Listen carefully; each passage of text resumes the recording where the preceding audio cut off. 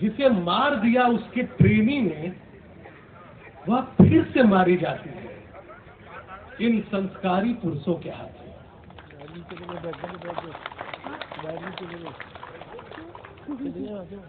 एक और छोटी सी कविता है। कविता ही बताती है कि शहर में रोज कम हो रही चिड़िया दीमकों के हवाले की जा रही अर्जियां। एक नौजवान 1 महीने से किसी भी बात पर नहीं हंसा है। कितने ही जालों में वह एक साथ जा फंसा है। अखबारों में एक नेता की दाढ़ी भी खबर है। अखबारों में एक नेता की दाढ़ी भी खबर है। कविता में उस दाढ़ी में, कविता की उस दाढ़ी में छिपे तिनके पर नजर है। और आखिरी कविता है गऊ जैसी लड़कियां। कुछ लड़कियां गऊ जैसी होती थी, हर बात में हाँ कहने वाली, मौन रहकर सब कुछ सहने वाली, किसी भी खूंटे से चुपचाप बच जाने वाली। हमारी संस्कृति में सुशील और संस्कारी कन्याओं के यही सब गुण बताए गए हैं। गऊ जैसी लड़कियों के माँ बाप गर्व से बताते थे कि उनकी बेटी गऊ जैसी है। वे निश्चिंत रहते थे कि उनकी नाक हमेशा ऊंची रहेगी क्योंकि उनकी बेटी गऊ जैसी है। वे गऊ जैसी लड़कियां इतनी सीधी थी कि समझ नहीं पाती थी कि उनके घर के ठीक बगल का एक इज्जतदार आदमी जिसे वे रोज प्रणाम करती हैं असल में एक शिकारी है। वे तो यह भी नहीं भांप पाती थी कि अपने पति की नजर में वे दुधारू नहीं रह गई हैं।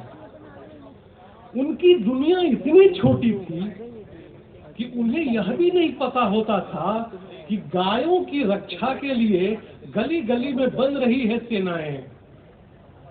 जब उनमें से किसी के चेहरे पर तेजाब फेंका जाता या किसी पर किरासन तेल उड़ेला जाता या किसी के कपड़े फाड़े जाते तब वो गाय की तरह ही रंभाती थी, बस थोड़ी देर के लिए।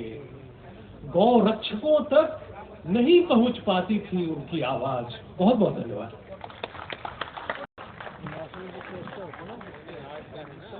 खबर नवीस जितना बताता है उतना छिपा ले जाता है। खबरों में भेड़िया बेचारा कहा जाता है, कविता ही बताती है राजा को रंग। सचमुच ही आपकी कविताएं सामाजिक राजनीतिक वक्तव्य भी हैं। शुक्रिया संजय कुंदन जी।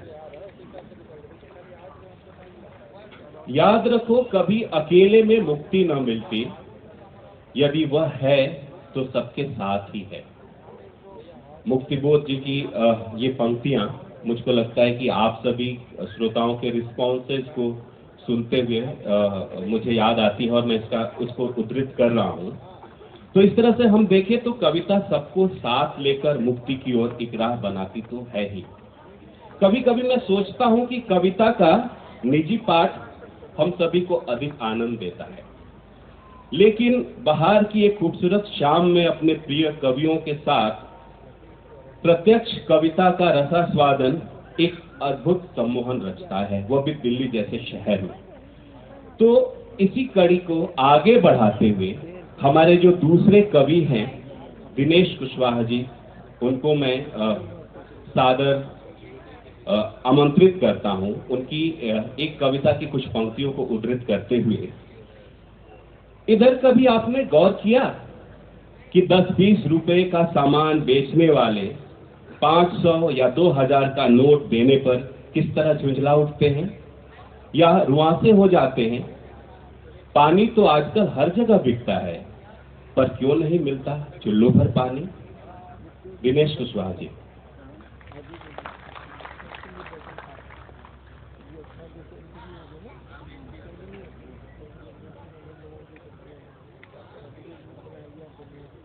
मंच पर बैठे कवि मित्रों और समक्ष बैठे सारे आदरणीय पुस्तक प्रेमियों, कविता प्रेमियों को मैं नमस्कार करता हूँ। मैं अवधेश प्रताप सिंह विश्वविद्यालय रीवा में जब आया था तो बहुत युवा था और आज मैं उस पर सोच रहा था तो एक कविता की चंद पंक्तियां आई। कविता का शीर्षक व्यतीत होते हुए और उसका उपशीर्षक है अपने बालों में पहली बार सफेदी देखकर। यही तन पहले बोलता था बन बन, चढ़ा रहता था चंग की तरह, फूंक मारते ही धधक उठती थी काया। क्या हो गया हमारी देह को, क्या हो गया हमारी देह को, अब तो काठ की हांडी की तरह आग पर चढ़ने से डरती है। झूलती रहती थी हिडोले में लालसा, होंठ से हृदय तक मन मांगता था रोज ही दोनों जून, दाना पानी खरहरा घोड़े की तरह। क्या हो गया हमारी भूख को, अब तो अमृत फल पाकर भी खाने में डर लगता है।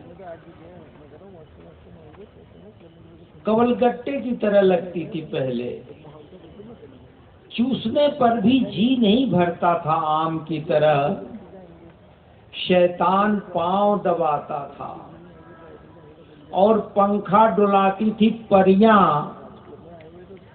क्या हो गया हमारी उम्र को, अब तो महज 3 घंटे में उचट जाती है नींद। धन्यवाद। एक कविता प्राणों में बांसुरी। कितने दिन हुए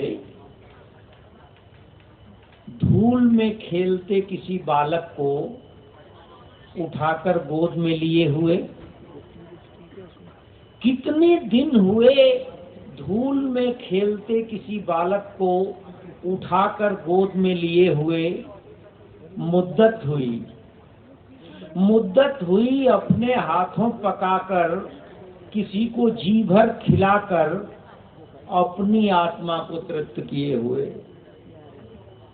कितने दिन हुए बंदूक छुए जबकि वह मुझे अच्छी लगती है। किसी जूड़े में फूल गूंथे हुए कितने दिन हुए, कितने दिन हुए नदी में नहाए हुए। कितने दिन हुए न खुलकर रोया, न खुलकर हंसा, न घोड़े बेचकर सोया। कितने दिन हुए न जी टीसा, न रोमांच हुआ, न प्राणों में बांसुरी बजी। धन्यवाद। मित्रों, अष्टभुजा शुक्ल और मैं सुबह आदरणीय विश्वनाथ त्रिपाठी जो हिंदी के बहुत शीर्षस्थ आलोचक हैं, उनकी पत्नी के दाह संस्कार में गया था और उनकी अनवरत याद आ रही है और उसकी छाया भी मन पर है। तो मैं एक कविता पढ़ रहा हूँ, मेरा ख्याल है कि 97 में हंस में छपी थी। उसका शीर्षक है डॉक्टर विश्वनाथ त्रिपाठी का खाना। हिंदी के बड़े आलोचक नित्यानंद तिवारी जी तो इसे कहते हैं कि ये मल्टीनेशनल्स के खिलाफ है, लेकिन फिर भी आप कविता सुनिए और कविता के स्वरूप में ही। जिस चाव से विश्वनाथ जी खाते हैं पकवान, उसी चाव से खाते हैं नमक और रोटी, प्याज और मिर्च के साथ। चटनी देखते ही उनका चोला मगन हो जाता है। कुछ इस तरह कि उन्हें खाता हुआ देखकर कुबेर के मुंह में पानी आ जाए। डॉक्टर अपनी हिदायतें भूल जाएं, मंदाग्नि के रोगी की भूख खुल जाए। कुछ ऐसे कि उन्हें खिलाने वाला उन्हें खाता हुआ देखकर अघा जाए। मुंह में एक निवाला गया नहीं कि बस सिर हिला हौले से वाह, जैसे उन्हें किसी ने बहुत सलीके से गालिब का कोई शेर सुना दिया हो। थाली का एक एक चावल अंगुलियों से उठाते हैं अक्षत की तरह। थाली का एक एक चावल अंगुलियों से उठाते हैं अक्षत की तरह, हाथ से खाते हैं भात, जैसे चम्मच से चावल खाना मध्यस्थ के माध्यम से प्रेमिका का चुंबन लेना हो। रस की उद्भावना में डूबे भरत से कविता के अध्यापक विश्वनाथ जी ने शायद सीखा होगा बातों बातों में भी व्यंजनों का रस लेना। रोटी, दाल, भात, तरकारी, पूरी, पराठा, रायता, चटनी, दही बड़े और भरवा बैगन, इडली, डोसा, चाय, समोसा, जरा इनका उच्चारण तो कीजिए, आप भी आदमी हो जाएंगे। अगर अन्न जल भूख प्यास न होते तो कितनी उबाऊ होती है दुनिया।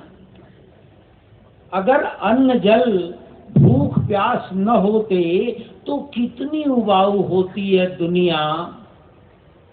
अगर दुनिया में खाने पीने की चीजें न होती तो जीव को राम कहने में भी रस नहीं मिलता।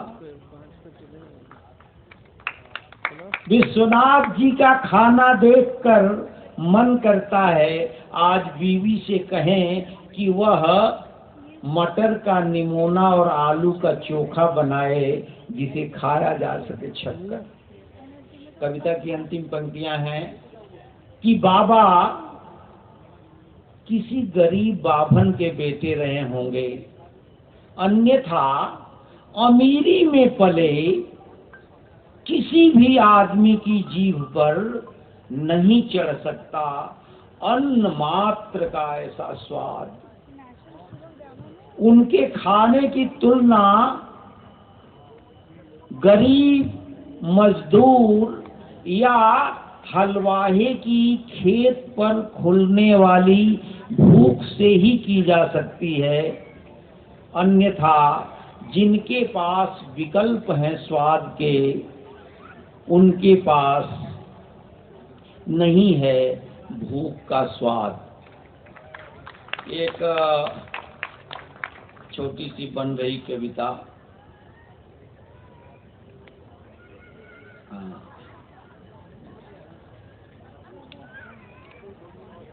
खैर मनाओ राजा, खैर मनाओ राजा कि देश में इतने देवी देवता हैं, इतने भगवान हैं। खैर मनाओ राजा कि देश में इतने देवी देवता हैं, इतने भगवान हैं, वरना लोग जो उनसे मांगते हैं तुमसे मांगते। खैर मनाओ राजा कि देश में इतने देवी देवता हैं, इतने भगवान हैं, वरना लोग जो उनसे मांगते हैं तुमसे मांगते। खूब खाओ मोटाओ राजा, खूब खाओ मोटाओ राजा, कि देश में इतने मठ मंदिर हैं, इतने शक्तिपीठ हैं। नहीं तो जो भीड़ वहां रेला देती है, तुम्हारे सिंह द्वार पर खड़ी होती। नहीं तो जो भीड़ वहां रेला देती है, तुम्हारे सिंह द्वार पर खड़ी होती। पूतो फलो दूधो नहाओ राजा, राज पुरोहित को सोना चांदी लुटाओ राजा, तुम्हें सारी मुसीबतों से बचा दिया। प्रभु के गुण गाओ राजा, और मंदिर बनवाओ राजा, और मंदिर बनवाओ।